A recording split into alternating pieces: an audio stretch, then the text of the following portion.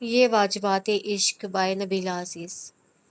وہ جو سب سے روشن ستارہ ہے نا، وہ شیزا مما ہے۔ زونی کی پرشوق نگاہوں کے تعاقب میں دیکھتے فراز نے چونک کر ستاروں سے نظر ہٹاتے ہوئے اپنے قریب کھڑی زونی کو دیکھا، جو ریلنگ سے لگی کھڑی تھی۔ کیا کہا؟ دوبارہ کہو بیٹا۔ فراز کی تمام توجہ کا مرکز زونی کا پرشوق جملہ بن گیا تھا۔ جو لوگ اللہ کو پیارے ہوتے ہیں نا، وہ آسمان کے ستارے ہوتے ہیں، بالکل ایسے جیسے ہم لوگ زمین کے ستارے ہیں۔ اور جب زمین کا کوئی ستارہ اللہ تعالیٰ کو پیارا لگتا ہے تو اللہ تعالیٰ اس کو اپنے پاس بلا کر آسمان کا ستارہ بنا دیتے ہیں۔ وہ حیرت سے اسے دیکھ رہا تھا۔ یہ سب کس نے کہا تم سے؟ حالانکہ وہ جانتا تھا کہ یہ سب کس نے کہا ہوگا، پھر بھی تصدیق چاہی۔ منال مما نے۔ اور کس نے؟ زونی کے لاپرواہ جواب پہ یکدم وہ خاموش ہو گیا۔ پاپا، منال مما کب آئیں گی؟ زونی کی بجائے مانی کی طرف سے سوال اٹھا، جو کافی دیر سے خاموش کھڑا ان کی باتیں سن رہا تھا۔ فراز اس سوال کا جواب دینے سے قاصر تھا، اسی لیے چپ ہی رہا۔ بولے نا پاپا، منال مما کب آئیں گی؟ زونی کا دھیان بھی اپنی منال مما کی سمت مڑ چکا تھا۔ بہت جلد آ جائیں گی، چلو اب اندر چلتے ہیں۔ فراز کو پتا تھا ان کا دھیان اب منال مما میں اٹک گیا ہے۔ اب وہ ہزاروں سوال اور سوالوں کے جواب میں ہزاروں دلیلیں بھی مانگیں گے۔ اسے بالکنی سے ہٹ جانا ہی مناسب سمجھا تھا۔ نانو بیمار ہیں؟ زونی کو حیرت اور پریشانی ہوئی۔ ہاں، وہ کچھ کھوئے ہوئے انداز سے بولا، پھر ٹھٹک کر رک گیا۔ نہیں بیٹا، نانو تمہاری مما کے لیے کچھ اداس بھی تھیں، اس لیے تمہاری مما ملنے گئی ہیں، آ جائیں گی۔ زیادہ پریشانی کی بات نہیں، آفس سے چھٹی ملتے ہی ہم بھی جائیں گے۔ اسے ٹالنے کے ساتھ ساتھ تسلی بھی تھی۔ وہ سر ہلا کے رہ گئے۔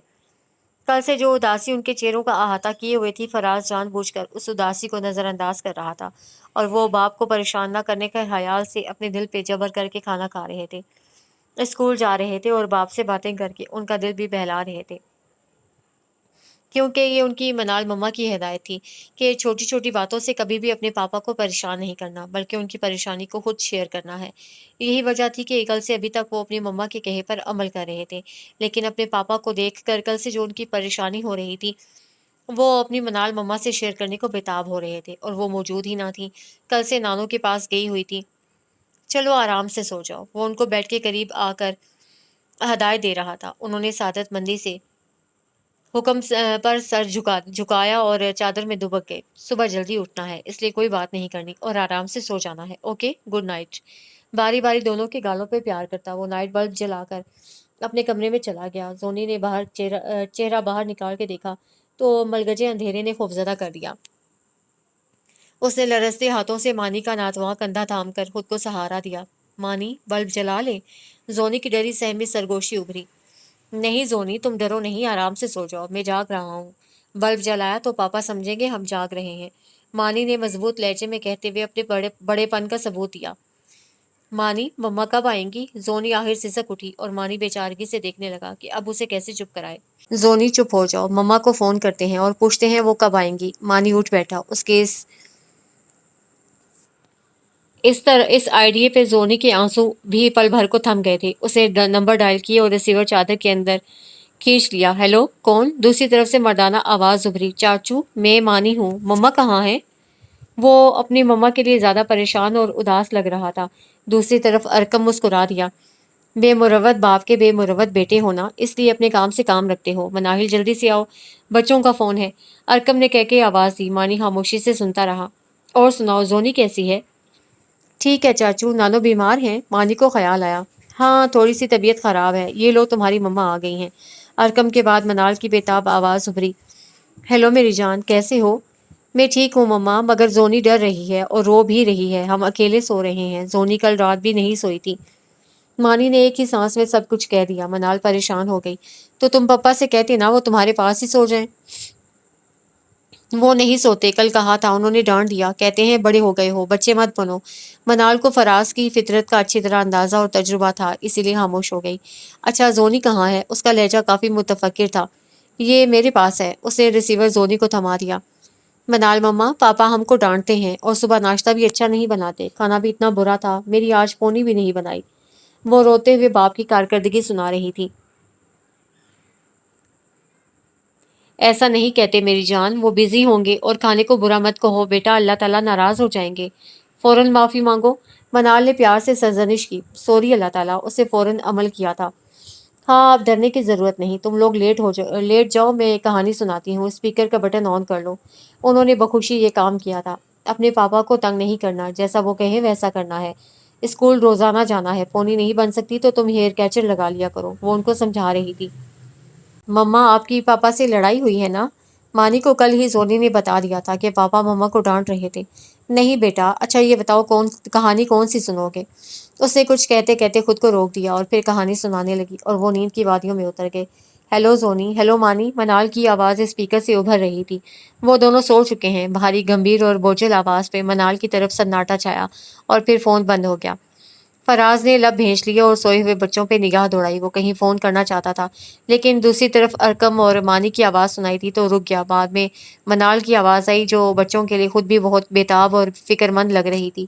اسے کہانی سنانا شروع کی تو فراز بچوں کے بیڈ روم میں چلا آیا۔ وہ فون سیٹ چادر کے اندر رکھے اسپیکر آن کیے باتیں کرتے کرتے سو چکے تھے۔ اسے فون سیٹ کے اٹھا کر سائڈ ٹیبل پہ رکھا اور لائٹ آن کر کے باہر نکل آیا۔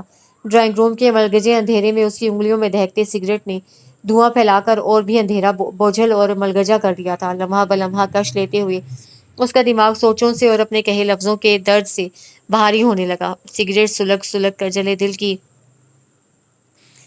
دل کی طرح راکھ ہو رہا تھا۔ فراز تک کر صوفے پر گر گیا اور سگریٹ کو ایش ٹرے میں مسل دیا، بالکل ایسے جیسے منال کا دل مسل دیا تھا، اپنے رویے سے، اپنے لفظوں سے، اپنی نفرت سے۔ اس کے ذہن کے پردے پہ منال کی آواز، اس کا لہجہ تڑپ تڑپ کر لہرا رہا تھا۔ اس نے گہری سانس خارج کرتے ہوئے اپنا سر دونوں ہاتھوں میں گرا لیا تھا۔ اپنی ذات کی کمظرفی پہ ندامت اور پچھتاوا ہو رہا تھا، اپنا کہا ڈس رہا تھا۔ منال بیگم اٹھ جاؤ، گڈ نیوز ہے تمہارے لیے۔ سفر سے تھکی ہاری منال نیند لے کر فریش ہونا چاہتی تھی مگر صبح ہی صبح فراز نے اس کے سر پہ آ کر بآواز بلند کہتے ہوئے اسے نیند میں ہڑبڑا دیا۔ کیا؟ وہ بوکھلائی ہوئی ہونک سی صورت لیے فراز کی شکل دیکھنے لگی۔ گڈ نیوز ہے جناب، جلدی سے فریش ہو جاؤ اور خوشخبری سن لو۔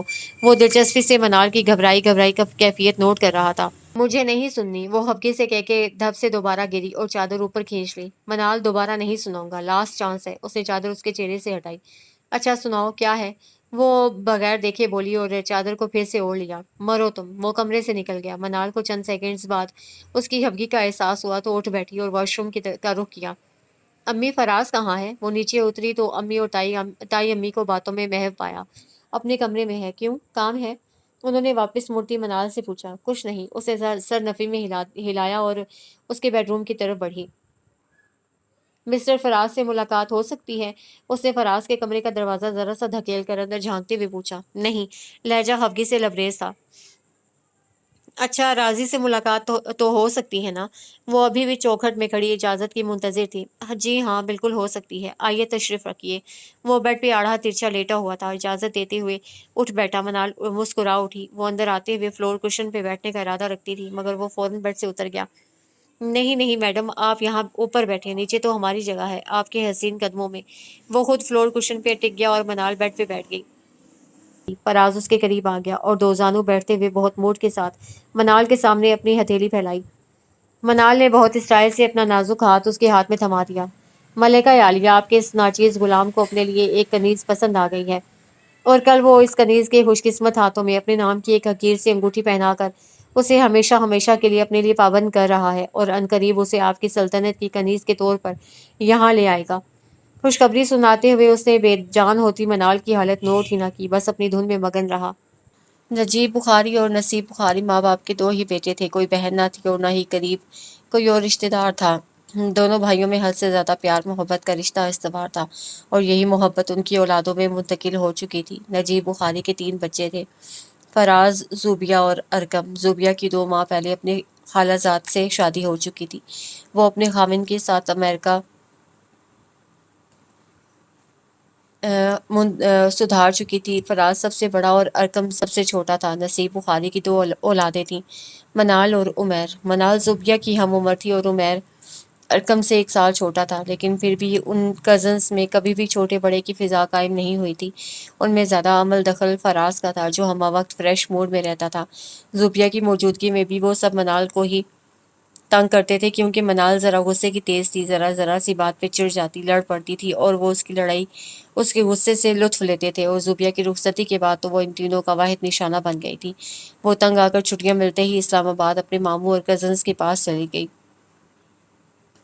2 دن گزرے تو فراز، ارقم اور عمیر نے باقاعدہ کانوں کو ہاتھ لگاتے ہوئے توبہ کی کہ وہ منال کو اب تنگ نہیں کریں گے، اور ساتھ ہی فون کر کے اسے اپنے سنے گھر کا حال بھی سنایا۔ اپنی غیر موجودگی میں ان کی بےتابی جان کر وہ بہت اترائی۔ اب نہیں آنے والی، اب تو رزلٹ آنے کے بعد ایڈمیشن بھی یہاں ہی لوں گی، خبردار ہم تمہاری کھوپڑی توڑ دیں گے اگر ایسا سوچا بھی۔ فراز اور عمیر بیک وقت گھبرائے اور آخرکار اسے خود اسلام آباد لینے پہنچ گئے۔ مجبوراً منال کو اس کے ساتھ آنا پڑا۔ امی ابو کو ماموں وغیرہ کی باتیں اور پیغام سنا کر وہ 11 بجے اٹھی تو نیند اور تھکن سے برا حال تھا۔ فراز نے دل پر پتھر رکھ کے اپنی گڈ نیوز اگلے روز پہ ملتوی کر دی اور خاموشی سے اپنے کمرے میں چلا گیا۔ مگر صبح جب 10 بجے بھی منال سوتی ہوئی ملی تو اس کا صبر جواب دے گیا اور وہ اس کے سر پر آ کر چیخ اٹھا۔ اس کی اس گڈ نیوز سننے کے بعد منال بخاری پہ کیا گزر رہی تھی وہ یکسر لائم تھا۔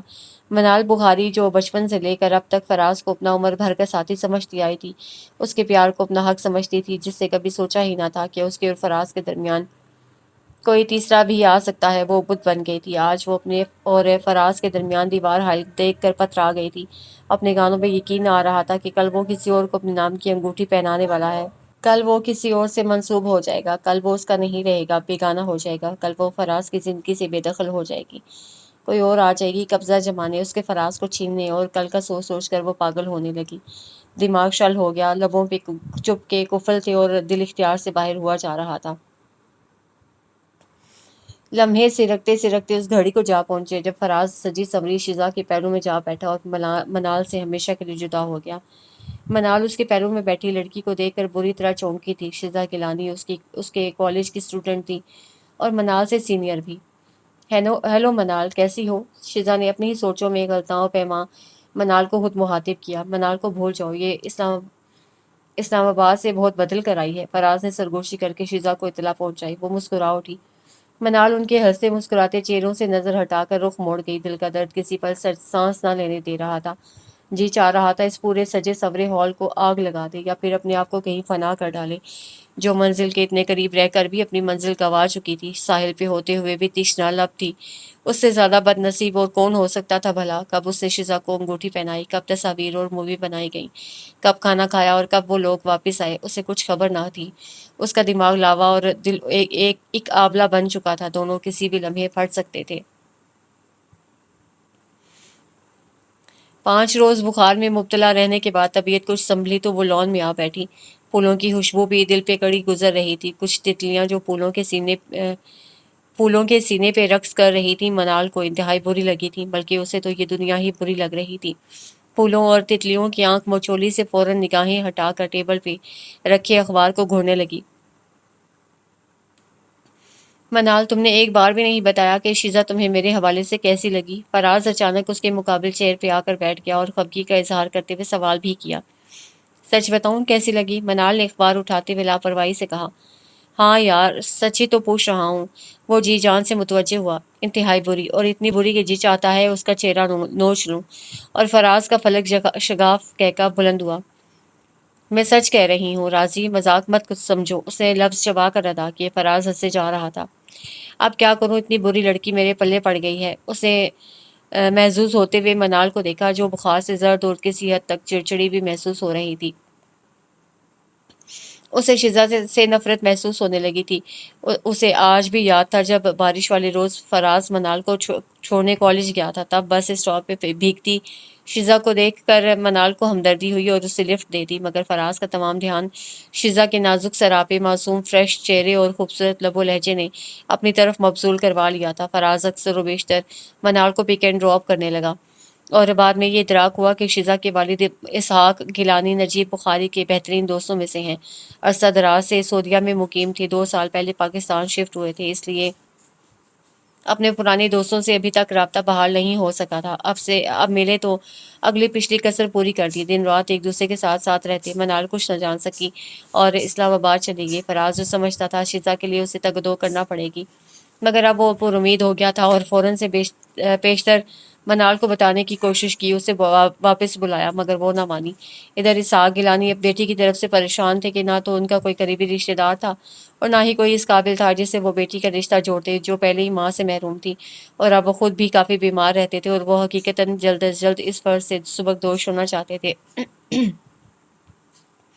اپنے دوست کی حالت دیکھ کر نجیب بخاری نے فراز کا رشتہ دے دیا۔ فراز کی مراد تو بن مانگے بر آئی تھی، البتہ تائی جان کو اعتراض ہوا۔ کچھ خیال کریں، گھر میں جوان بیٹی ہے، وہ نظر نہیں آئی، وہ کدھر جائے گی؟ انہیں منال ہمیشہ سے اپنی بہو کے روپ میں نظر آئی تھی۔ فکر نہ کرو، ارکم بھی جوان ہی ہے، لیکن وہ تو چھوٹا ہے، تائی جان نے خفگی سے کہا۔ بس اب چپ ہو جاؤ، ہم زبان دے چکے ہیں اسحاق کو، اور ویسے بھی اس کی بیٹی بھی لاکھوں میں ایک ہے۔ تائی جان کو چپ اور ان کی خوشیوں میں خوش ہونا پڑا تھا۔ نصیب بخاری اور عفت بیگم کو بھی کوئی اعتراض نہ ہوا، وہ سمجھتے تھے بیٹی کا جہاں مقدر ہوگا وہیں جائے گی، لیکن منال بخاری کو شیزہ کا مقدر کانٹے کی طرح چبھ رہا تھا، جو سر راہ اتفاقاً ہونے والی ایک ملاقات سے اپنی جھولی خوشیوں سے بھر چکی تھی، اس کا دل اجاڑ چکی تھی۔ تبھی شیزہ کے ذکر پہ لہجہ اور الفاظ بھی کڑوے ہو گئے تھے، لیکن فراز یہ کڑواہٹ جان ہی نہ سکا۔ منال کی چپ، اس کی سنجیدگی، اس کی اداسی کا راز کب کھلا؟ جب فراز شیزہ کو بیاہ کر گھر لے آیا تھا، جب وہ شیزہ کی محبت میں پور ڈوبا ہوا تھا، جب وہ ہر سو شیزہ کی آواز اور اس کی صورت محسوس کرنے لگا، جب اسے شیزہ کے سوا اپنا آپ بھی دکھائی نہ دے رہا تھا، اور ایسے ہی ایک عالم میں وہ منال کی برتھ ڈے بھول گیا۔ شروع سے آج تک گھر میں فراز ہی وہ واحد شخص تھا جو منال کی برتھ ڈے یاد رکھتا تھا، کیونکہ وہ برتھ ڈے دھوم دھام سے سیلیبریٹ نہیں کرتے تھے، البتہ وہ کچھ نہ کچھ اہتمام ضرور کر لیتا تھا۔ کبھی کھانا کھلانے لے جاتا، کبھی آئس کریم، کبھی منال کی پسند کا گفٹ خرید کر لے آتا، اور کبھی اپنی فیملی کے درمیان کیک کاٹ کے اس کی برتھ ڈے منائی جاتی تھی۔ لیکن اس روز پہلی بار فراز مکمل طور پر برتھ ڈے بھول گیا تھا۔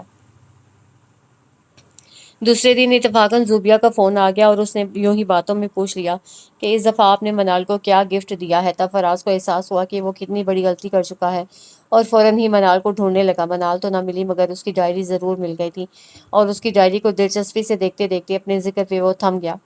صفحات پلٹ کر دیکھے اور پھر صفحات پلٹتا گیا۔ ادراک کا پتھر دماغ میں پڑا تو فراز اس کی چوٹ سے بری طرح بلبلایا، دل منجمد ہو گیا، سوچ پتھریلی ہو گئی، رگوں میں بھاگتا دوڑتا خون سن ہونے لگا تھا۔ خود اپنی ہی آنکھوں کے پڑھے پہ یقین نہ آ رہا تھا۔ منال کی ڈائری شعلوں کا روپ اختیار کر گئی تھی، اور حقیقتاً جو کچھ اس ڈائری میں درج تھا وہ شعلوں سے کم بھی تو نہیں تھا۔ فراز اپنے ساکت دل و دماغ کے ساتھ واپس لوٹ آیا۔ شیزہ نے یہ کیفیت دیکھی تو اصرار کر کے وجہ پوچھی، مگر وہ کچھ بھی نہ بتا سکا۔ غائب دماغی سے شیزہ کو دیکھنے لگا، اور منال جو اس ڈائری کو جلانے کے لیے نکال کے رکھ گئی تھی، یہ نہ جان سکی کہ یہ ڈائری جلنے سے پہلے کافی کچھ جلا چکی ہے، اپنے لفظوں کے شعلے اس شخص پہ آشکار کر چکی ہے جسے منال دل سے بھلانے کا ارادہ ہی نہیں، عزم بھی کر چکی تھی۔ جو چپ اور سنجیدگی کچھ عرصہ پہلے منال کو گھیرے ہوئے تھی، وہی چپ اور سنجیدگی اب فراز کا احاطہ کر چکی تھی، اور فراز نے اس ڈائری کے بعد صرف ایک ہی حل ڈھونڈا، اور گھر ہی نہیں اپنا شہر بھی چھوڑ دیا۔ گھر والوں نے روکا، اعتراض کیا، مگر کام کا بہانہ اتنا معقول تھا کہ وہ سب سختی سے ٹوک بھی نہ سکیں، اور وہ شیزہ کے ہمراہ اسلام آباد چلا گیا۔ کچھ عرصے بعد انہیں مانی کی پیدائش کی اطلاع ملی، تب سب گھر والے اسلام آباد آئے، چند روز ٹھہرے، پھر واپس لاہور چلے گئے، مگر شیزہ کے اصرار نے منال کو رکنے پہ مجبور کر دیا تھا۔ تائی جان اور امی جان کا بھی یہی خیال تھا کہ شیزہ اکیلی ہے، اس لیے منال کو چند روز اس کے پاس ٹھہرنا چاہیے، لیکن اس کا اپنے گھر میں ٹھہرنا فراز کو سخت ناگوار گزرا، اور یہ ناگواری ڈھکی چھپی بھی نہ تھی، مگر منال محسوس بھی نہ کر سکی، اور شیزہ سمجھ رہی تھی فراز اپنی پرائیویسی میں منال کا وجود برداشت نہیں کر رہا، اس لیے اکھڑا اکھڑا سا نظر آتا ہے، لیکن اس حد تک اکھڑ چکا ہے شیزہ کو اندازہ نہیں تھا۔ میرے مانی سے شادی کرو گی؟ رات کا کھانا کھانے کے بعد منال برتن دھو کر کچن سمیٹ کر ڈرائنگ روم میں آئی تو شیزہ نے شرارت سے چھیڑا۔ فراز ٹی وی دیکھ رہا تھا۔ میں تو کر لوں گی، آخر اتنا ہینڈسم نوجوان ہے، کون لڑکی انکار کر سکتی ہے، لیکن آپ کو میرے والدین سے بات کرنا ہوگی، آخر پیرنٹس ہی پروپوزل اوکے کرتے ہیں۔ انتہائی سنجیدگی سے کہتے ہوئے منال اپنی ہنسی کو بمشکل ضبط کیے ہوئے تھی۔ شیزہ اور فراز کی شادی کے بعد منال نے خود کو کافی حد تک کنٹرول کر لیا تھا، اور یہ بھی جان گئی کہ وہ جس شیزہ کو برا بھلا کہتی ہے، جس کا اتنا برا سوچتی ہے، در حقیقت وہ بہت اچھی اور بہت نرم طبیعت کی مالک ہے، اور فراز کی بے پناہ محبتوں کی حقدار ہے، تبھی اس نے رفتہ رفتہ اپنے دل میں موجود شیزا کے لیے قدورتیں اپنے آنسوؤں کے نمکین کھارے پانی سے دھو ڈالی، اور اب مانی کی پیدائش نے تو سب کچھ ذہن کی سلیٹ سے محو کر دیا تھا۔ وہ بالکل پہلے والی منال تھی، ہنستی کھلکھلاتی ہوئی، مگر فراز کو نفرت تھی منال سے بھی اور اس کے نام سے بھی، تبھی اس کی موجودگی اس کے برداشت سے باہر ہو رہی تھی۔ فراز، آپ بتائیے، آپ کو یہ بہو پسند ہے نا؟ شیزا نے مانی کے سرخ سرخ چمکتے لو دیتے پاؤں سے کھیلتی منال کو دیکھ کر شرارت سے کہا۔ وہ ان کی گفتگو نظر انداز کیے ٹی وی میں منہمک رہا۔ فراز، بتائیے نا پلیز، شیزا نے اصرار کیا۔ شٹ اپ، بکواس بند کرو، ہر وقت کا مسخرہ پن مجھے پسند نہیں۔ وہ ایک دم دھاڑ اٹھا۔ شیزا کے ساتھ ساتھ منال بھی دنگ رہ گئی، اتنی چھوٹی سی بات پہ اتنا شدید رد عمل حیرت کا باعث تھا۔ وہ وہاں سے اٹھ کر جا چکا تھا اور وہ دونوں غور کرتی رہ گئیں کہ ایسا کیا ہو گیا تھا جو وہ اس طرح غصے سے پھٹ پڑا تھا۔ کیا پہلے بھی کبھی ایسا بہیو کیا ہے؟ اس نے کچھ حیران اور کچھ سہمی ہوئی شیزا سے پوچھا۔ نہیں، وہ تو کبھی منہ بنا کر خفگی سے نہیں بولے، مگر آج ڈونٹ وری، ہو سکتا ہے شاید آفس کی وجہ سے ڈسٹرب ہوں، میں پوچھوں گی ان سے۔ مگر منال مطمئن نہیں ہوئی جب اس کے پوچھے پہ فراز اسے مکمل اجنبیت اور سرد موہری سے دیکھ رہا تھا۔ بولو نا راضی، تم نے شیزا کو کیوں ڈانٹا؟ ایسا کیا کہہ دیا اس نے؟ اپنے سوال کا جواب نہ پا کر منال نے پھر پوچھا۔ ایک بات کہوں منال بخاری؟ وہ ٹیرس پہ کھڑا شہر کی روشنیوں سے نگاہ ہٹا کر اس کی سمت پلٹا۔ منال کو اس کے طرز تخاطب پہ الجھن ہوئی۔ وہ ہمیشہ اسے تنگ کرنے کے لیے منال بیگم کہتا تھا، کیونکہ منال اپنے لیے بیگم کے لفظ پہ چڑ جاتی تھی۔ آج وہ منال بخاری ہو چکی تھی، اسے تو حیران ہونا ہی تھا۔ کہو راضی، اس میں اجازت کیوں لے رہے ہو؟ اسے پھر بھی راضی کہہ کر اسے اپنے سے قریب پہلے والا فراز ہی باور کروایا تھا۔ میری پرسکون زندگی کو بے سکون مت کرو۔ تم یہاں رہو گی تو تمہارے وجود کے سائے میں شیزا سے بھی نفرت کرنے لگوں گا۔ مجھے اس سے محبت ہے، میں اس سے نفرت نہیں کرنا چاہتا۔ تمہارے ہونے سے میں نے ابھی تک اپنے بچے کو غور سے نہیں دیکھا۔ میری زندگی کے آئینے میں تمہارا عکس درار ڈال رہا ہے، اس لیے پلیز یہاں سے چلی جاؤ، میرا آئینہ سلامت رہنے دو، ورنہ شاید میں خود ہی اس آئینے کو چکنا چور کر ڈالوں گا۔ فراز نے ایسا ہی ایک بم 1 سال پہلے منال کے سماعتوں کے قریب پھوڑا تھا، جس کے بعد بہت مشکل سے وہ جینے کی تاب لا سکی تھی، اور آج بھی وہ ایک بم پھوڑ رہا تھا اور وہ ناسمجھی سے اسے دیکھ رہی تھی۔ ایسا کیا کر دیا تھا اس نے جس پہ وہ اپنی کزن، اپنی دوست، اپنے ہمراز کو خود اپنے گھر سے نکلنے کا حکم سنا رہا تھا؟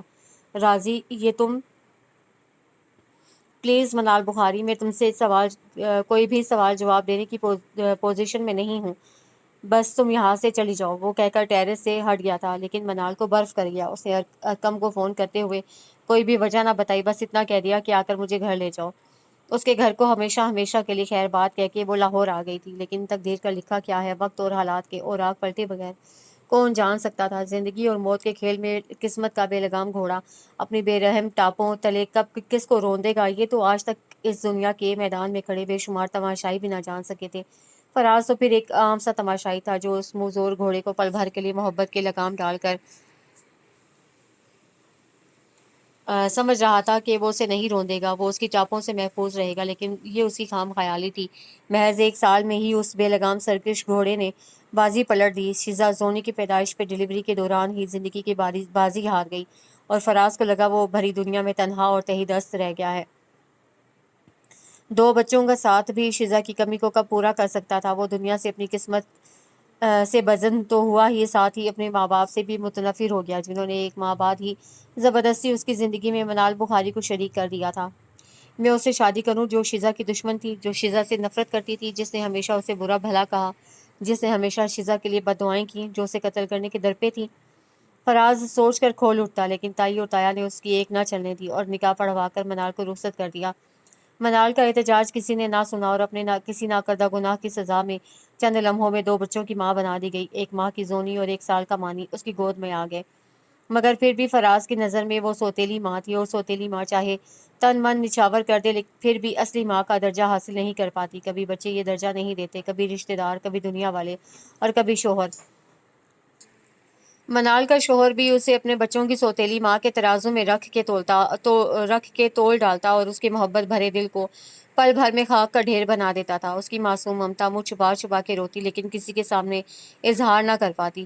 فراز نے منال کی روح کو اس قدر چرکے لگائے کہ وہ لبوں سے اف کا لفظ تک نکالنا بھول گئی، بلکہ وہ تو اپنی ذات کا نام بھی بھول چکی تھی کہ وہ منال بخاری ہوا کرتی تھی۔ اب تو اسے بس یہی یاد تھا کہ وہ سوتیلی ماں ہے، فراز اور شیزا کے بچوں کی، جس کا کام بس کام کرنا تھا، ان کے کپڑے دھونا، فیڈر بنانا، ان کے لیے راتوں کو جاگنا، نہلانا، اسکول بھیجنا، ہوم ورک کرنا،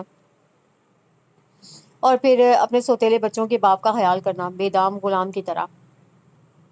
میں تو اسی واسطے چپ ہوں کہ تماشا نہ بنے، اور تو سمجھتا ہے کہ مجھے تجھ سے گلا کچھ بھی نہیں۔ رومان 8 سال کا اور زونا 7 سال کی ہو چکی تھی، اور منال بخاری کی سزا کی عمر بھی 7 سال ہو چکی تھی۔ ان 7 سالوں میں اس نے اپنے گناہوں کی پوٹلی کو 7,000 مرتبہ کھول کر دیکھا، اور اپنا سب سے عظیم گناہ تلاشنے کی کوشش کی، جس کی وہ عرصہ دراز سے سزا کاٹ رہی تھی، اور نہ جانے آئندہ کب تک کاٹنی تھی۔ وہ جو شزا کے لیے شادی سے پہلے تھوڑی سی کثافت اپنے دل میں رکھتی تھی، اس نے ان 7 سالوں میں اس کثافت کو بچوں کے کپڑے دھوتے ہوئے بارہا دھویا تھا۔ اس کے بچوں کے گیلے کیے ہوئے بستر پہ خود سو کر ان کو سینے پہ سلاتے ہوئے ہر غلطی کا مداوع کیا تھا، اور مداوع ہو چکا تھا۔ تبھی تو بچے اس سے اس قدر محبت کرتے تھے، اسے مما کہتے تھے۔ اسکول سے آتے تو دیوانہ وار لپکتے تھے۔ فراز آج تک اجنبی تھا۔ وہ اگر کوئی کام بہت لگن بہت دل سے کر رہی ہوتی تو وہ فوراً اسے دھتکار دیتا۔ بیوی بننے کی کوشش مت کرو۔ اور وہ ہمیشہ اس کے نوکدار جملوں کی چبھن لب بھیج کر برداشت کر جاتی، ہمیشہ اپنے اندر اٹھتے آنسوؤں کو پلکیں جھپک جھپک کر پی جاتی۔ ان 7 سالوں میں ایک بار بھی وہ اس کے سامنے روئی نہیں تھی، ایک بار بھی زبان کو شکوے کے بوجھ سے کمزور نہیں کیا تھا۔ اس کا ہر وار سہا، ہر چوٹ کھائی، لبوں کو بے حد مضبوطی سے سی ڈالا۔ اس کے سامنے حرف آہ نکالنا بھی منال بخاری کو گوارا نہیں تھا، لیکن نہ جانے کب اور کیسے وہ چھوٹی سی بات پہ سالوں بعد صبر کا دامن چھوڑ بیٹھی اور فراز کی بات پہ پھٹ پڑی تھی۔ کیا کہا؟ میں سوتیلی ماں ہوں؟ وہ یکدم بپر کر اس کی سمت مڑی۔ صبح سے زونی منال کا پلو تھامے بسورتی پھر رہی تھی، اور منال اس کے بسورنے کا کوئی بھی نوٹس لیے بغیر اپنے کام میں لگی رہی، لیکن سیڑھیاں اترتی منال کو کپڑوں کا بنڈل اٹھائے احساس ہی نہ ہوا کہ زونی بھی پیچھے آ رہی ہے۔ کشن کا کور بے دھیانی میں سیڑھی پہ گر گیا، اور زونی کا پاؤں الجھتے ہی چیخ بلند ہوئی۔ فراز آج سنڈے ہونے کی وجہ سے گھر پہ تھا، اور زونی اور منال کا یہ آگے پیچھے رونے بسورنے کا کھیل بھی دیکھ رہا تھا، لیکن خاص توجہ نہ دی۔ مگر اب زونی کو گرتے دیکھ کر لپک کر پاس آیا۔ منال بھی بوکھلا چکی تھی۔ زونی وہ تمام کپڑے پھینک کر مڑی اور فراز کے ہاتھوں سے زونی کو لینا چاہا۔ سناٹے دار تھپڑ منال اور اپنی چوٹ سے نڈھال زونی کو بھی چکرا کر رکھ گیا تھا۔ خبردار، تم نے میرے بچوں کو ہاتھ بھی لگایا تو۔ وہ خونخوار نظروں سے دیکھتا منال کو قتل کرنے کے در پہ لگ رہا تھا۔ منال کا گال تھپڑ کی شدت سے نہیں، اس کی بات کی شدت سے جل کے رہ گیا۔ اعصاب جھنجھنا اٹھے۔ منال مما۔ وہ زونی فراز کے ہاتھوں سے پھسل کے منال کی سمت لپکی، کیونکہ اسے پتا تھا زخم کا مرہم منال مما کے پاس ہے اور کسی کے پاس نہیں۔ نہیں ہے یہ تمہاری ماں، یہ ناگن ہے، یہ آستین کا سانپ ہے، اس نے تمہاری ماں کو ڈس لیا ہے، یہ تمہاری اور مانی کی ماں کی قاتل ہے، اس کی بددعاؤں اور آہوں نے مار ڈالا ہے تمہاری ماں کو۔ ایسے الفاظ وہ اکثر و بیشتر بول کر اس کے جذبات کو ضرب لگاتا رہتا تھا، لیکن آج زونی کے سامنے یہ گل افشانی منال کو دھواں دھواں کر گئی۔ وہ شادی کے فوراً بعد ہی جان گئی تھی کہ فراز نے اس کی ڈائری پڑھ لی تھی، مگر اسے کوئی ندامت نہ ہوئی، کیونکہ وہ بدل چکی تھی۔ وہ دل کی نگری کوڑے کرکٹ سے پاک کر چکی تھی، لیکن فراز اس کے بدلے اسے اس طرح تمام عمر اذیت دے گا منال کو اندازہ نہیں تھا، اور آج تو یہ اذیت زیادہ ہی تکلیف دہ لگ رہی تھی۔ نہیں، یہ میری منال مما ہے۔ زونی باپ کے حصار سے اپنا آپ چھڑا رہی تھی۔ منال مڑ گئی، لیکن فراز کا جملہ برچھی کی صورت اس کی ہستی کو لہو لہان کر گیا۔ یہ تمہاری سوتیلی ماں ہے، سوتیلی ماں، اس نے جھنجھوڑ کر زونی کو کہا۔ سوتیلی ماں ہے تبھی تو صبح سے تم کو رلا رہی ہے۔ وہ معصوم بچی کو نہ جانے کیا باور کرانا چاہتا تھا۔ منال تحیر سے پلٹی تھی۔ میں سوتیلی ماں ہوں؟ میں سے رلا رہی ہوں؟ مجھے کہہ رہے ہو؟ آج نہ جانے کیوں اسے سوتیلی ماں کا لفظ کسی نشتر سے کم نہیں لگا تھا۔ آج اس لفظ کی چبھن سے روح تک بلبلا گئی تھی۔ ہاں، تمہیں کہہ رہا ہوں، تم ہو سوتیلی، کیا نہیں ہو؟ وہ کہتے ہوئے تمسخرانہ انداز میں دیکھنے لگا تو منال کی برداشت غبارے کی طرح پھٹ گئی۔ ہاں، میں ہوں سوتیلی، یہ بچے میرے نہیں تمہارے ہیں، تمہاری بیوی شزا کے ہیں۔ میں سوتیلی ہوں، ناگن ہوں، آستین کا سانپ ہوں، لیکن فراز بخاری صرف اتنا بتا دو، اس ناگن نے، اس آستین کے سانپ نے، اس سوتیلی ماں نے تمہارے ان بچوں کے لیے اتنے درد کیوں سہے ہیں؟ کیوں ان کو پالتے پالتے آنکھوں میں زخم اور دل میں شگاف ڈال لیے ہیں؟ کیوں سوتیلے بچوں کی پرورش کرتے ہوئے خود کو خاک بنا لیا ہے؟ کیوں ان بچوں کے لیے اپنی عمر تیاگ ڈالی ہے؟ بتاؤ فراز بخاری، میں نے ایسا کیوں کیا؟ تم کیا بتاؤ گے؟ میں بتاتی ہوں، مجھ سے سنو۔ میں نے تم جیسے انتہائی بے حس اور خود غرض شخص سے محبت کی تھی، جس پہ آج مجھے شرمندگی ہوتی ہے۔ سوچوں تو ندامت سے اپنا سر اپنی ہی ذات کے آگے جھک جاتا ہے کہ میں منال بخاری ایک کم ظرف کی محبت میں خود کو مبتلا کر بیٹھی تھی۔ مجھے تو تمہاری بے حسی کا اندازہ شزا سے شادی سے پہلے ہی ہو گیا تھا، جو جو شخص کسی کی محبت کی آنچ نہیں محسوس کر سکتا وہ خود کسی سے کیا محبت کر سکتا ہے؟ تمہیں شیزا سے محبت نہیں تھی، تم اس کی خوبصورتی پہ فدا ہوئے تھے، لیکن میں ایسی نہیں تھی مسٹر فراز، میں محبتوں کی قدر جانتی تھی۔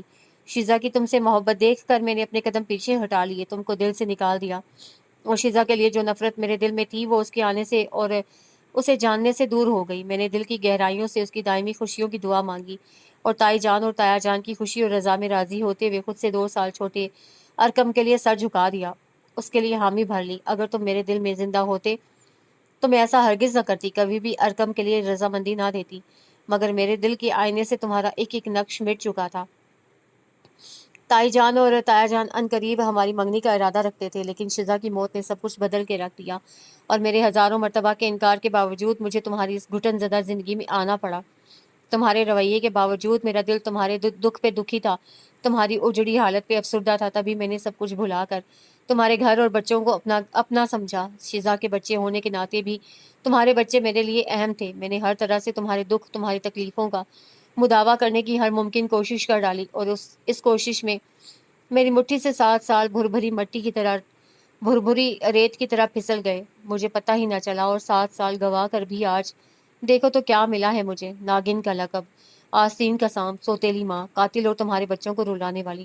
7 سال میں نے تمہارے بچوں کے آنسو اپنی پلکوں سے چڑ لیے، ان کی سسکیاں اپنی دھڑکنوں میں چھپا لیں، وہ یاد نہیں؟ آج پل بھر کو بیٹی روئی تو 7 سالوں کی ہنسی کھلکھلاہٹ بھول گئے؟ اتنا عرصہ میں نے سوتیلے بچوں کو سنبھالا تو کس گناہ کی پاداش میں ایسا نہ بھی کرتی تو تم کیا کر لیتے؟ آخر کیا رشتہ تھا میرا تمہارے بچوں سے؟ سوتیلی ماں کا، اور جانتے ہو سوتیلی مائیں کیسی ہوتی ہیں؟ لوگ تو سوتیلی ماں کہہ کے سوتیلی ماں پہ صرف نشتر چلانا جانتے ہیں، اب اس سوتیلی ماں کے دل پہ کیا گزرتی ہے، یہ لفظ اس کے احساس کو کس طرح مجروح کرتا ہے، یہ جاننے کی کوشش نہیں کرتے۔ ماں صرف ماں ہوتی ہے، سوتیلی اور سگی کا احساس اسے تم لوگ جیسے لوگ دلاتے ہیں۔ وہ سوتیلی ہرگز نہیں ہوتی، اسے سوتیلا بنایا جاتا ہے جیسے منال بخاری کو بنایا گیا ہے۔ اور تم کیا سمجھتے ہو میں نے تمہارے اور شیزا کے بچوں پہ قبضہ کر لیا ہے، ان پہ اپنا حق جما لیا ہے؟ یہ بھول ہے تمہاری۔ پوچھو اپنے بچوں سے کہ ان کی ماں کون ہے۔ میں نے کبھی بھی انہیں غلط فہمی کی آغوش میں نہیں لپیٹا، ان کو شروع سے باور کرا دیا تھا کہ ان کی ماں شیزا ہے اور میں سوتیلی ماں، صرف سوتیلی ماں، اس کے علاوہ کچھ نہیں ہوں، کیونکہ مجھے اچھی طرح علم تھا کہ تمہاری کم ظرفی ایک نہ ایک دن بچوں پہ یہ حقیقت ضرور آشکار کرے گی، اور اس دن کے خیال سے میں نے بہت پہلے ہی ان کی ماں کے بارے میں بتا دیا تھا۔ اب تمہارے بتانے کی کوئی ضرورت نہیں۔ وہ اپنے اختیار سے باہر ہوئی تھی تو پھر خود کو کنٹرول کرنا بھول گئی، تیز تیز بولتے ہوئے سانسیں پھول رہی تھیں اور آنسو متواتر رخساروں پہ بہہ رہے تھے۔ آج پہلی بار فراز نے اس کی آنکھوں کو آنسوؤں سے بھرا دیکھا تھا، آج پہلی بار ضبط کا دامن ہاتھ سے چھوٹا تھا۔ فراز کو اپنا آپ کہیں بھی دکھائی نہ دے رہا تھا، نہ زمین پہ نہ آسمان پہ، شاید کہیں خلاؤں میں بکھر چکا تھا۔ اگر میں ناگن تھی تو اپنے بچوں کو میرے حوالے کیوں کیا؟ اگر میں آستین کا سانپ تھی تو مجھے گھر میں جگہ کیوں دی؟ اگر میں سوتیلی تھی تو اپنے بچوں کی تربیت، ان کی پرورش میرے ہاتھوں کیوں کروائی؟ بولو مسٹر فراز، منال بخاری اگر اتنی ہی بری خصلتیں رکھتی تھی تو اسے گھر سے نکالا کیوں نہیں؟ 7 سال برداشت کیوں کیا؟ شاید اس لیے کہ بے دام غلام میسر آ چکی تھی، شاید اس لیے کہ اپنے بچوں کی مفت میں آیا مل چکی تھی، شاید اس لیے کہ تمہیں تختہ مشق چاہیے تھا، اور منال بخاری کتنی آسانی سے تختہ مشق بن گئی، تمہاری تمام ضرورتوں کو پورا کرتی گئی، بغیر کسی غرض، بغیر کسی مطلب کے، کبھی کسی صلے کی توقع ہی نہ کی، کبھی بدلے میں 2 گھڑی کا سکون بھی نہ مانگا، اپنے اندر کی عورت کو مار ڈالا، اپنے ارمان تک پھونک ڈالے۔ کیا تمہارے خیال میں تم سے شادی سے پہلے میں بیوہ ہو چکی تھی، جو میرے دل میں کسی بھی حوالے سے کوئی ارمان، کوئی خواب، کوئی آرزو نہیں تھی؟ میں ایک عورت تھی فراز بخاری، اور عورت کے اندر خواہش، ارمان، خواب اور محبت کی طلب مرد سے زیادہ ہوتی ہے، لیکن منال بخاری نے تمہارے پاس آ کر اپنے تمام خواب، تمام خواہشیں، تمام ارمان اور محبت کی نوخیز طلب کو تمہارے بچوں کی نظر کر دیا، سوتیلے پن کو مٹانے کی دھن میں اپنا سب کچھ تمہاری نفرت کے ایندھن میں رکھ کر جلا ڈالا، لیکن پھر بھی آج تم جیسے خود غرض اور بے حس شخص کو اس احساس کی آنچ تک نہیں پہنچی، اور میں اس بے حس انسان کے ساتھ رہتے رہتے خود بھی شاید بے حس ہوتی جا رہی ہوں، لیکن میں بے حس ہونا نہیں چاہتی، اس لیے خود کو اس گھٹن زدہ گھر اور خود غرض انسان کی حدود سے دور کر لینا چاہتی ہوں۔ میں تمہارے بچوں کو رلاتی ہوں، اس لیے بہتر ہے تم اپنے بچوں کی خود دیکھ بھال کرو، ان کی ضرورتیں، ان کی خواہشیں خود پوری کر لو، کیونکہ مجھے پتا ہے 7 سال اور بھی تمہاری اور تمہارے بچوں کی خدمت گزار بنی رہوں، پھر بھی سوتیلی کا دھبا اپنے دامن سے نہیں دھو سکوں گی۔ اس لیے میں یہ دامن دھو دھو کر ہلکان ہونے کے بجائے یہ دھبا یہیں چھوڑ کر جا رہی ہوں، صرف اور صرف اس واسطے کہ آج منال بخاری ہار گئی ہے، کمزور ہو گئی ہے، تم جیت گئے، تمہاری مضبوط نفرت جیت گئی، اور منال بخاری کی طرف سے تمہیں یہ جیت بہت بہت مبارک ہو۔ اپنے آنسوں کو سختی سے رگڑتی ہوئی وہ پلٹی اور کمرے میں چلی گئی۔ زونی اس جھڑپ سے ڈر کے کمرے میں دبکی ہوئی تھی، اپنی چوٹ بھی بھول گئی تھی اور ضد بھی جو وہ صبح سے منال سے لگائے بیٹھی تھی۔ کچھ دیر گزرنے کے بعد منال باہر نکلی تو صرف چادر کی ہمراہ دکھائی دی۔ میں پہلے بھی یہاں خالی ہاتھ آئی تھی، اب بھی یہاں سے خالی ہاتھ جا رہی ہوں۔ کبھی یہ مت کہنا کہ میں تم سے کچھ لے گئی تھی، تمہارا سب کچھ اپنے اپنے مقام پہ چھوڑے جا رہی ہوں۔ اور ہاں، 7 سالوں میں پہلی مرتبہ میں نے تمہاری بیٹی کی ضد پوری نہیں کی، اسے رلایا ہے، لیکن ایک مرتبہ بیٹی سے ضرور پوچھ لینا کہ منال بخاری نے تمہیں کیوں رلایا تھا۔ وہ کہہ کے رکی نہیں، فوراً سے پیشتر دہلیز پار کر گئی۔ فراز اسے پکارنے کی ہمت مجتمع کرتا رہ گیا، لیکن اسے پکارنے کا، اسے روکنے کا حوصلہ نہ کر سکا۔ تمام حوصلے آن کی آن میں ڈھہ گئے۔ وہ صوفے پہ گرنے کے سے انداز میں بیٹھ گیا۔ بہت دیر گزر گئی جب مانی میچ کھیل کر واپس آیا اور گھر کا دروازہ کھلا دیکھ کر تشویش میں مبتلا اندر آ گیا۔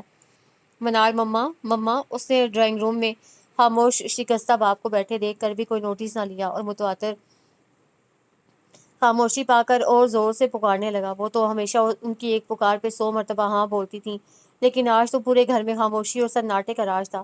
مانی نے گھبرا کر ایک کمرہ، باتھ روم، کچن سب کچھ دیکھ ڈالے، لیکن منال مما نظر نہ آئی۔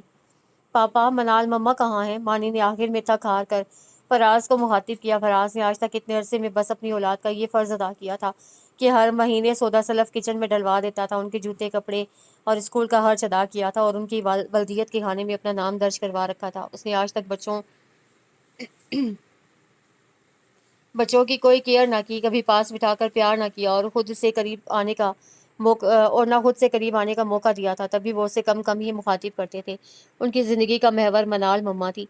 پاپا، منال مما کہاں ہیں؟ اب زونی بھی آ چکی تھی۔ وہ لاہور گئی ہے، آ جائے گی، فراز کہہ کر وہاں سے اٹھ گیا۔ شام گہری ہوتے ہوتے رات میں ڈھل گئی۔ وہ ہمیں بتائے بغیر چلی گئیں؟ مانی کو حیرت ہوئی۔ مانی، وہ پاپا کی مما سے لڑائی ہوئی تھی، وہ منال مما کو ڈانٹ رہے تھے، اس زونی نے اٹک کر بتایا۔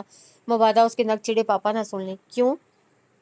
میں نے کل گڑیا کا بھائی دیکھا تھا، مجھے پیارا لگا، میں نے مما سے کہا مجھے بھی ایسا بھائی لا دیں۔ وہ کہتی ہیں تمہارا بھائی مانی ہے، لیکن مانی تو مجھے تو چھوٹا بھائی چاہیے، تم تو بڑے ہونا۔ اور مما کہتی ہیں اب مجھے اور بھائی کبھی نہیں ملے گا، انہوں نے مجھے ڈانٹ دیا اور اللہ میاں سے مجھے ایک اور بھائی لے کر نہیں دیا۔ میں گر گئی اور پاپا نے مما کو مارا بھی۔ کیا؟ مانی تڑپ گیا تھا۔ ہاں، بہت زور سے مارا تھا، اور پاپا کہتے ہیں منال مما ہماری اسٹیپ مدر ہے، لیکن تم جانتے ہو نا وہ تو اسٹیپ مدر نہیں ہے نا۔ زونی کے الفاظ باہر کھڑے فراز کو شعلوں پہ گرا گئے۔ پچھتاوے کی آگ چاروں اور دہکی اور پھر بڑھتی چلی گئی۔ اس آگ نے فراز کو سر تپا اپنی لپیٹ میں لے لیا تھا۔ اپنا اور منال کا موازنہ کرنے بیٹھا تو اس کا پلڑا نیچے ہی دکھائی دے رہا تھا اور اپنا پلڑا ہواؤں میں لہراتا ہوا دکھائی دیا، بے وزن، ہر قسم کے بوجھ سے آری۔ یہ احتساب بہت کٹھن تھا۔ فراز ار کے انفعال سے بھیگنے لگا۔ بچے الگ اپنی متفکر دنیا اور سوچوں میں بھٹک رہے تھے۔ نہ جانے کب اور کس طرح اس نے انہیں کھانا کھلا کر سونے کا کہا۔ مانی نے پاس سونے کا اصرار کیا تو فراز نے اپنی سوچوں کی یورش میں مانی کو ڈانٹ کر سلا دیا۔ صبح بمشکل ناشتہ بنا کر اسکول بھیجا، پھر ان کے لیے رات کا کھانا اور دوپہر کا لنچ بنایا۔ شام کو امی کا فون آیا، انہوں نے جو کہا سو کہا، لیکن نجیب بخاری حد سے زیادہ مشتعل ہو رہے تھے۔ اسے سب کچھ خاموشی سے سنا کیونکہ وہ یہ سب سننے کا حقدار تھا۔ منال تو ان کے پاس آ کر بھی خاموش ہی رہی تھی۔ اس کا اس طرح پہلی بار اکیلے آنا خود ہی ان کے مسئلے کو ظاہر کر رہا تھا، اور وہ منال سے کچھ بھی کہے سنے بغیر سب کچھ جان چکے تھے۔ تبھی اپنے بیٹے کو لعنت ملامت کی اور عمر بھر شکل نہ دکھانے کا حکم سنا کر فون بند کر دیا تھا۔ لیکن اب فون پہ مانی، زونی اور منال کو باتیں کرتے ہوئے اداس اور ایک دوسرے کے لیے فکر مند دیکھ کر فراز کو بے چینی اور اذیت کا احساس ہونے لگا۔ پچھتاوے کا بوجھ مزید بڑھتا جا رہا تھا۔ وہ جو سب سے روشن ستارہ ہے نا، وہ شزی مما ہے۔ کچھ دیر پہلے زونی کا کہا ہوا جملہ کانوں میں گونجا تو فراز کی پلکیں نم ہو گئی۔ صوفے کی بیک سے ٹیک لگائے مڑگجے سے اندھیرے میں بھی وہ ڈرائنگ روم کی دیوار پہ آویزہ مانی، زونی اور منال کی تصویر بآسانی دیکھ سکتا تھا۔ تم بہت اچھی ہو منال، بہت اچھی۔ میں اپنی برائی، اپنی نفرت میں تمہاری اچائی، تمہاری محبت دیکھ ہی نہیں پایا۔ تم سچ کہتی ہو، مجھ سے زیادہ بے حس اور کون ہوگا بھلا؟ فراز کی آنکھوں کی نمی اس کے دل کو بھی نم کر رہی تھی۔ 2 दिन کے रटजगे के बाद आज आंख लगी तो नींद से हाथ छुड़ाना मुश्किल हो गया। किसी ने उसे जगाना भी मुनासिब ना समझा। बच्चों की मध्यम सरगोशियां करीब सुनाई दे रही थीं, लेकिन फिर भी नींद इतनी गहरी थी कि उसके हिसार से वापस निकलना दुश्वार लग रहा था। बच्चों की सरगोशियों के अलावा भी घर में चहल पहल का एहसास हो रहा था। कुछ देर बाद माथे पे नन्हे नन्हे बोसे महके तो उसकी रूह जैसे शांत हो गई। फिर वो सरगोशियां और आहटें उसे दूर हो गईं। तब तन्हाई के एहसास से आंखें खुल गईं। मानी, जोनी, वो बेकरारी से पुकार रही थी। वो कहीं भी नजर ना आए तो नंगे पैर कमरे से बाहर निकली। अरकम, मानी और जोनी की आवाजें आ रही थीं। उसने अरकम और नाइमा से पूछा। अरकम की बीवी, नहीं, ये तो चीकू और पिंकी खेल रहे हैं। अरकम ने नफी में सर हिला दिया। मनाल के चेहरे पे मायूसी छा गई। चेहरा भुस सा गया। नीचे आ जाओ, सब ड्राइंग रूम में बैठे हैं। नाइमा ने पलट कर मशवरा दिया। नहीं, मेरे सर में दर्द हो रहा है, वो कह के मुड़ी। मनाल मम्मा, नीचे से जोनी ने चीख के पुकारा और मनाल 1 सेकंड की ताखीर किए बिना नीचे उतर चुकी थी। मेरी जान, मेरी गुड़िया, मानी कहाँ है? वो उसे वालेहाना चूमते हुए कह रही थी। मम्मा, मानी भी पास आकर उसकी आगोश में समा गया था, लेकिन जैसे ही कुछ फासले पे सोफे पे विराजमान फराज पे नजर पड़ी तो तमाम जोश व तमाम वलवला एकदम ही सर्द पड़ गया। इतनी महवियत अच्छी नहीं भाभी जान। अरकम शरारत से गोया हुआ तो मनाल चौंक गई। उसके चेहरे पे पथरीले तासुरात रकम थे। अरकम पल भर को गड़बड़ा गया। तुम्हारी भाभी जान की डेथ हो चुकी है और मैं तुम्हारी भाभी नहीं, चचाजाद बहन हूँ, समझे तुम? इंतहाई सपाट और सफाक अंदाज से कहती वो जैसे आई थी वैसे ही चली भी गई। ये मनाल उस मनाल से यकसर मुख्तलिफ थी जो 7 साल फराज की खामोश ताबे थी। अरकम ने कंधे उचका दिए और फराज के हौसले दोबारा से पस्त होने लगे। दोनों बच्चे आते ही ऊपर के पोर्शन में भाग चुके थे, जहां उनकी नानो, नाना, मामू और उनकी नई नवेली दुल्हन और सबसे भड़के उनके की मनाल मम्मा मौजूद थी। तुम लोग दादो और दादा के पास क्यों नहीं जाते? मनाल का लहजा सख्त था। गए थे मम्मा, मानी ने वजाहत दी। अभी भी उनके पास जाकर बैठो, जाओ, हरी अप। मनाल, क्या करती हो? खेलने दो बच्चों को, आज तो आई हैं, बातें करने दो हमसे। नसीब बुखारी ने बेटी को टोका। नहीं अब्बी जान, इन्हें अपने बाप के पास रहने की आदत डालना होगी। उठो शाबाश। वो हद से ज्यादा सफाक हो रही थी। मनाल, पागल मत बनो। मनाल, छोड़ो बच्चों को। उमैर ने उठकर मानी और जोनी का बाजू उसके हाथों से छुड़ाने की कोशिश की। नहीं उमैर, मैं इन बच्चों की सौतेली माँ हूँ और सौतेली माँओं के पास अपने बच्चों को छोड़ना सरासर हमाकत होती है, लेकिन मैं ये हमाकत अब नहीं होने दूंगी। जाओ यहाँ से। वो कहते कहते बच्चों पर भी चीख उठी और खुद से दूर कर दिया। वो साकित खड़े नासमझी के अंदाज में पहली बार अपनी मनाल मम्मा को इस तरह गुस्से में देख रहे थे। बेटा, तुम लोग कमरे में मेहरीन आंटी के पास जाकर खेलो। शाबाश। उमैर ने बच्चों को अपने कमरे में भिजवा दिया। बैठो यहाँ। उमैर उसे अपने सामने सोफे पे बिठाकर उसका हाथ थाम चुका था। जो कुछ इतने अरसे में तुम्हारे साथ हुआ है हम सब जानते हैं। हम अंधे नहीं थे कि इतने वाज़े मनाजिर भी देख ना सकते, लेकिन जब तुम्हारे हौसले, तुम्हारे सब्र, तुम्हारे इस्तिक़लाल को देखते थे तो खामोश हो जाते थे, क्योंकि अगर हम बोल पड़ते तो तुम्हारी तमाम उम्र, तमाम रियाजत रायगां चली जाती। अब जब तुम्हें अपनी रियाजत का सिला इन बच्चों की मोहब्बत, तवज्जो, उनकी इतनी चाहत की सूरत मिल रहा है तो तुम मुंह मोड़ रही हो, अपनी मेहनत, अपने सिले के फल से इनकारी हो रही हो। ये कहाँ की अक्लमंदी है? उमैर को बड़ी बहन के जज्बात का अच्छी तरह अंदाजा था, तभी उसे तहम्मुल से समझा रहा था। उमैर, तुम नहीं जानते, मैं सौतेली हूँ और सौतेली इस सौतेलेपन को मिटाते मिटाते मर भी जाए तब भी सौतेली ही कहलाती है। मैं भी हार चुकी हूँ, थक चुकी हूँ। उसका गला रुंध गया, हलक में आंसू अटकने लगे। वो यकदम वहां से उठी और भागती हुई अपने कमरे में बंद हो गई। फराज और बच्चों को लाहौर आए हुए तकरीबन 1 हफ्ता हो चुका था और इस 1 हफ्ते में एक बार भी वो नीचे नहीं उतरी थी। हालांकि फराज एक मरतबा चचा जान और चची जान से मिलने ऊपर आया था। उमैर की बीवी महरीन ने खाना खिलाकर भेजा, लेकिन फिर भी वो मनाल को देख नहीं सका था। वो कोशा नशीन हो चुकी थी। आज घर में खासी चहल पहल थी और मनाल की अपने हुजरे से निकलने के खासे चांस भी थे। आज नाइमा की बर्थडे है, इसलिए तुम्हें हमारे साथ रेस्टोरेंट चलना होगा। अरकम उसके कमरे में दाखिल हुआ तो वो खिड़की से टेक लगाए बाहर के नज़ारों में महव दिखाई दी। लेकिन अरकम, मेरी तबीयत। प्लीज मनाल, एक बेमुरवत शख्स के साथ रहकर तुम बेमुरवत हो जाओगी। मुझे अंदाजा नहीं था। फराज भाई को इस दावत में इनवाइट किया तो उन्होंने काम का बहाना करके इस्लामाबाद का रुख कर लिया। अब तुम भी। तो वो चला गया। Thank God. मनाल ने जैसे इस खबर पे सुख का सांस लिया। जाना कहाँ है? उसने अपने तने हुए आसाब ढीले छोड़ते हुए इस्तफसार किया। यार, रेस्टोरेंट, बस अपनी फैमिली की टेबल रिजर्व करवाई है। इससे तो बेहतर था तुम घर पे सेलिब्रेट कर लेते। हमारा यही इरादा था, मगर नाइमा बाहर एंजॉय करना चाहती है। तुम 6 बजे तक तैयार हो जाना। और हाँ, तैयार अच्छे तरीके से होना, आखिर नाइमा को पता तो चले कि मेरी कज़न भी। बस बस, मक्खन अपने पास रखो, जाओ यहाँ से। उसे अरकम को मुस्कुराते हुए बाहर धकेला। वो गुनगुनाता हुआ बाहर निकला। बच्चे भी चले गए मुझसे मिले बगैर। कम से कम उनको तो मुझसे मिलना चाहिए था। वो तैयार होते हुए बच्चों से शिकवा कना और अफसरदा थी। मोहब्बत किस कदर यास आफनी मालूम होती है कि तेरे होंठों की हर जुम्बिश हंसी मालूम होती है। ये किसके आस्तां पे मुझको ज़ो के सजदा ले आया कि आज अपनी जबी मालूम होती है। वो उनके दिए हुए टाइम पे तैयार होकर नीचे उतरी तो नाइमा, उमैर, अरकम, महरीन, उनके बच्चे सब खुश हो गए। ताईजान ने बाकायदा उसकी नज़र उतारी। बहुत प्यारी लग रही हो, खुदा नजरे बद से बचाए। पेशानी पे बोसा भी जब्त कर दिया था। चलो तुम लोग गाड़ी में बैठो, हम आ रहे हैं। उमैर और अरकम एक साइड में खड़ी न जाने क्या डिस्कस कर रहे थे। नाइमा, महरीन और मनाल तीनों बाहर आ गईं। चीकू और पिंकी, अरकम के बच्चे भी बाहर दौड़ दौड़ चुके थे। मम्मी, सोना आप ही कहाँ हैं? चीकू ने अचानक कुछ याद आने पे ठहर कर पूछा। बेटा, वो अपने पापा के साथ इस्लामाबाद चले गए, नाइमा ने पिचकार कर बताया। लेकिन मनाल का दिल अफसरदगी की तेज लहर में पल भर को डूब के उभरा। उसने पूरा हफ्ता बच्चों की शक्ल ना देखी थी। वो दरवाज़ा बजा बजा कर थक के लौट गए, लेकिन वो अपनी जिद, अपनी हठधर्मी से 1 इंच भी ना हटी। अपने ही ख्यालों की यूरिश में गुम वो गाड़ी का फ्रंट डोर खोल के बैठ गई।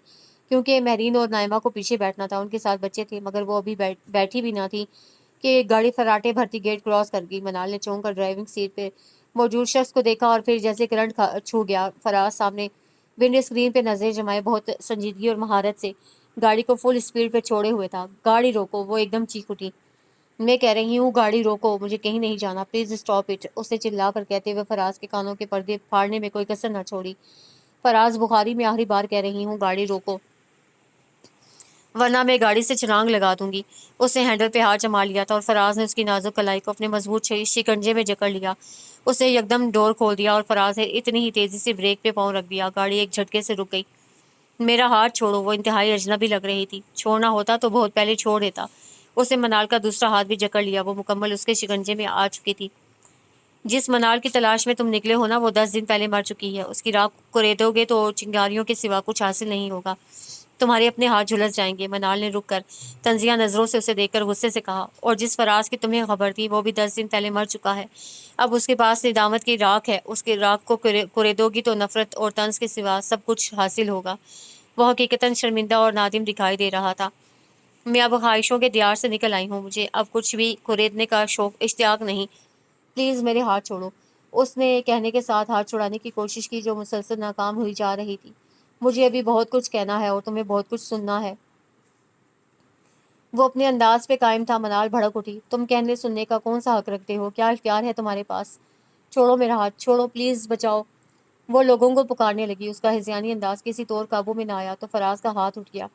मनाल डैशबोर्ड से जा टकराई और फिर गाड़ी में उसकी बुलंद हिचकियां गूंजने लगी। ये रोड काफ़ी सुनसान था। मनाल यूं ही डैशबोर्ड पे झुकी रोने का रिकॉर्ड तोड़ रही थी। फराज के लरजते कांपते वजूद पे पड़ी तो दिल पसेज गया। मनाल, I am sorry, I am really very sorry. जबरदस्ती खींच कर मजबूत बाहों में भर लिया था। मनाल, मैं बहुत बुरा हूँ, इतना बुरा हूँ कि अब मुंह से माफ़ी का लफ्ज़ भी अदा करने से कासिर हूँ। और वैसे भी अपने अमाल का एहतसाब करने बैठूँ तो माफ़ी का लफ्ज़ बहुत छोटा नज़र आता है। और मुझे ये भी मालूम है कि मैं सज़ा का मुस्तहिक हूँ, इसलिए मैं तुमसे अपनी सज़ा मांगना चाहता हूँ। तुम मुझे जो भी सज़ा दोगी मुझे कबूल है, लेकिन मनाल, मुझे छोड़ देने की सज़ा कभी मत देना, वरना तुम्हारा राजी बेमौत मर जाएगा। फराज का हाथ उसके बालों को सहला रहा था। मनाल अचानक रोते रोते चौंक गई। इतनी कुर्बत का एहसास हुआ तो फौरन दूर हो गई। गाड़ी में इतना रोमांटिक सीन कोई देख लेता तो। मैं खुला का नोटिस तुम्हें भिजवा चुकी हूँ, तुम्हारे इस्लामाबाद वाले घर में। वो कुछ देर पहले की बेख्तियारी पे खिफ्त ज़दा थी। लहजे को पिघलने से रोकते हुए मजबूत करने की सही की। क्या ये तुमने क्यों किया? फराज बुरी तरह चौंक गया था। चेहरे पे हवाइयाँ उड़ने लगी थी।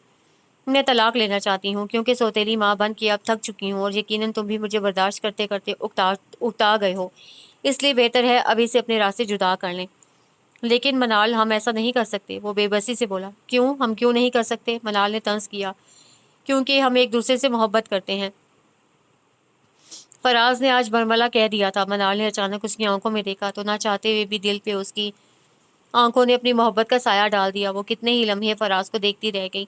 आज नजर आने वाला फराज सिर्फ फराज ही नहीं, उसका दोस्त चाहने वाला राजी भी था, जिसकी आंखों में पछतावे, निदामत, माफ़ी की तलब और मोहब्बत मौजन थी। मनाल के तमाम शिकवे 7 सालों की अजियत के बावजूद पल भर में मिट गए। फराज की आंखों में डूब गए। वो अपना हाथ थामते फराज को ना रोक सकी जो उसके हाथों को अपने मजबूत गर्म ہاتھوں کی ہدت بخش رہا تھا۔ منال، تم بہت اچھی بیٹی ہو اپنے ماں باپ کی، تم بہت اچھی ساتھی ہو اپنے دوستوں کی، تم بہت اچھی بہن ہو اپنے بھائیوں کی بہنوں کی، تم بہت اچھی ماں ہو اپنے بچوں کی، لیکن تم بہت اچھی بیوی نہیں ہو اپنے شوہر کی۔ تعریف کرتے کرتے چہرہ اونچا کیا تو چہرے پہ افسوس تھا، وہ حیران رہ گئی۔ تم نے کبھی لڑ جھگڑ کر بیویوں کی طرح اپنا حق نہیں مانگا، تم نے کبھی اپنے حق میں صفائی پیش نہیں کی، تم نے کبھی میرے قریب آنے کی کوشش نہیں کی، تم کبھی بچوں کا بیڈ روم چھوڑ کر میرے بیڈ روم میں نہیں آئی، تم نے ہمیشہ مجھے خود سے دور رکھا، میری تنہائی کو بانٹا نہیں۔ یہ ایک شکوہ جو مجھے تم سے تعمر رہے گا۔ کیا؟ وہ بے ساختہ کہہ اٹھی۔ تم نے مجھ سے محبت کر کے چھپائے کیوں؟ پہلے دن کہہ دیا ہوتا کہ راضی مجھے تم سے محبت ہے۔ وہ بہت خفا لگ رہا تھا۔ منال کی کھلکھلاہٹ بہت بے ساختہ تھی اور اس کی کھلکھلاہٹ کی دھوپ میں تمام آنسو خشک ہو گئے، شکووں کے بادل چھٹ گئے۔ ہیلو! پیچھے ہارن پہ ہارن اور شور سنائی دینے لگا۔ وہ دونوں چونک گئے۔ مانی اور زونی عمیر کی گاڑی سے اتر کر اپنی گاڑی میں آ گئے تھے۔ آئی لو یو مما، آئی مس یو مما۔ وہ آتے ہی منال کو پیار کرتے ہوئے بے قراری اداسی کا اظہار کر رہے تھے۔ فراز نے پرشوق نظروں سے منال کو پیار کرتے بچوں کو دیکھا۔ کتنا بدقسمت ہوں میں، نہ بچے مجھے اس طرح پیار کرتے ہیں اور نہ بچوں کی ماں مجھے اس طرح پیار کرنے دیتی ہے۔ لہجے میں حسرت ہمک رہی تھی۔ منال نے فخر سے گردن تان لی۔ دیکھ لو لوگ ہم سے کتنی محبت کرتے ہیں کہ باپ کو بھی بھول جاتے ہیں۔ دیکھ لوں گا تم تینوں کو، ایک بار گھر تو چلو۔ اس نے گاڑی سٹارٹ کر دی۔ رفتہ رفتہ گاڑیوں کا یہ قافلہ ہنستے گنگناتے ہوئے ریسٹورنٹ کی جانب روانہ ہوا، جہاں زوبیہ اپنے شوہر اور بچوں کے ہمراہ پہلے سے موجود ویلکم کہنے کے لیے کھڑی تھی۔ وہ امریکہ سے 3 روز پہلے آئی تھی، لیکن منال کو خبر نہ تھی۔ منال، تم نے اپنا دل صاف کر لیا نا؟ فراز ہوٹل کے اندر جانے سے پہلے کسی خدشے کے تحت پوچھ رہا تھا۔ میرا دل میلا ہی کب تھا، وہ قدرے لاپرواہی سے بولی۔ اور وہ خلا کا نوٹس؟ فراز نے آہستگی سے کہا۔ منال بے ساختہ ہنس پڑی۔ وہ تمہیں ڈرانے کا نوٹس تھا؟ یعنی تم نے جھوٹ بولا؟ فراز کو حیرت ہوئی۔ ہاں، جھوٹ بولا تھا، وہ دیدہ دلیری سے اعتراف کر رہی تھی۔ منال، میں تمہیں چھوڑوں گا نہیں۔ وہ ہفگے سے چیخا۔ تو میں کب کہہ رہی ہوں چھوڑو؟ منال کہتے ہوئے بچوں کا ہاتھ تھام کے اندر چلتی، جہاں فیملی ٹیبل کے بیچوں بیچ رکھے کیک پہ چاکلیٹ سے منال بیگم جلی حروف میں لکھا ہوا تھا۔ آج منال کی سالگرہ تھی۔ عمیر اور ارکم نے اسے کمرے سے نکالنے کی خاطر نائمہ کی برتھ ڈے کا بہانہ کر دیا تھا، اور اب وہ کیک پہ لکھے نام کو دیکھ کر مسکرا رہی تھی، کیونکہ صرف فراز ہی اس کو منال بیگم کہہ کے چھیڑتا تھا۔ سب نے باری باری گفٹ تھمائے، لیکن فراز خالی ہاتھ کھڑا تھا۔ میرا گفٹ؟ اسے مڑ کر اپنے برابر کھڑے فراز کے سامنے ہتھیلی پھیلائی۔ آج کی ہے نا بیویوں والی بات؟ اس نے کوٹ کی اندرونی جیب سے چھوٹی سی ڈبیا نکالی اور انتہائی نفیس اور خوبصورت سی چین نکال کر اس کی گردن میں سجا دی۔ سب نے تالیوں کے درمیان اسے وش کیا۔ یہ گفٹ تو دنیا دکھاوے کے لیے ہے نا، دوسرا گفٹ بعد میں دوں گا، اس نے آہستگی سے کہا۔ بلیک ڈنر سوٹ میں ملبوس فراز اور گرین اور گولڈن کمبینیشن کے نفیس ڈریس میں ہلکے پھلکے میک اپ سے سجی منال دونوں بچوں کی سنگت میں کھڑے وہ ایک مکمل کپل کی تصویر پیش کر رہے تھے۔ یہ ہوتی ہے مکمل فیملی، ارکم نے کہتے ہوئے اچانک تصویر بھی لے لی۔ او ہاں، مکمل فیملی سے یاد آیا، یہ تو تم نے بتایا ہی نہیں کہ زونی کو ایک اور بھائی کب دینے کا ارادہ ہے۔ فراز نے سچ مچ پل میں منال کے چکے چھڑا دیے۔ وہ بوکھلا کے رہ گئی، جس پہ فراز کا ایک جاندار کہکا پورے ہال کو ان کی طرف دیکھنے پہ مجبور کر گیا تھا۔ آج شکووں کے بادل چھٹے تو وہ چاند سورج کی جوڑی کی طرح بہت واضح ہو گئے تھے۔ وہاں موجود سب نے دل ہی دل میں ان کی دائمی خوشیوں کی دعا کی تھی، اور دلوں سے شکوے اور قدورتیں دور ہونے پہ فراز اور منال دونوں ہی اپنے رب کے شکر گزار اور ممنون تھے۔ اب ان کی زندگی بہت سہل ہو چکی تھی۔ The end.